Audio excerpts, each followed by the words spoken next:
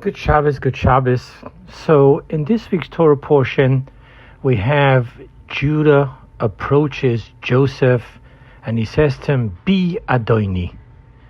And the mystical teaching is that Judah represents kingship, Joseph represents kingship, and the king of Judah is asking the king of Joseph, "Please empower me." Now, along comes the Haftorah, in which we find the same concept that Judah and Joseph, the two kingdoms, are meeting, only over there it's the opposite.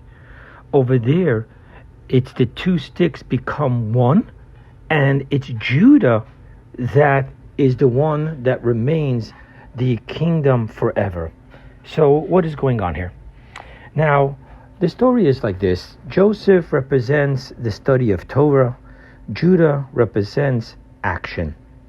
What's really taking place in the Haftorah is that when Mashiach comes, Judah and Joseph will become one. However, their becoming one will be imbued with the power of Judah. However, in the times of exile, Judah needs to be empowered by Joseph.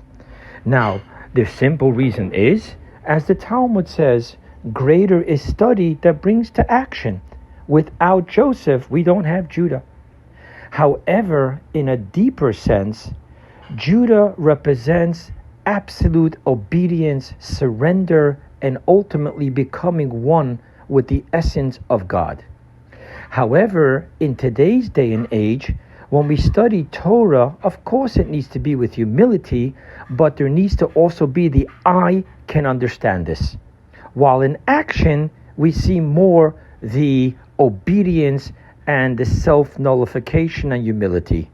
And today, the power of that humility comes from the divinity of Torah. However, when Mashiach comes and will be able to have absolute, true humility and total transparency to God, then even the Torah study will be imbued by the power of action.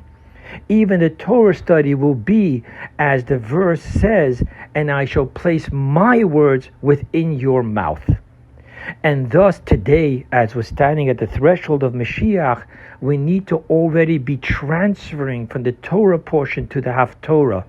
We need to have less and less of the I understand, let me tell you what the Torah says, and more imbue of let me get out of the way, let the words of Torah be placed on my tongue, and let me serve God with total transparency and selflessness.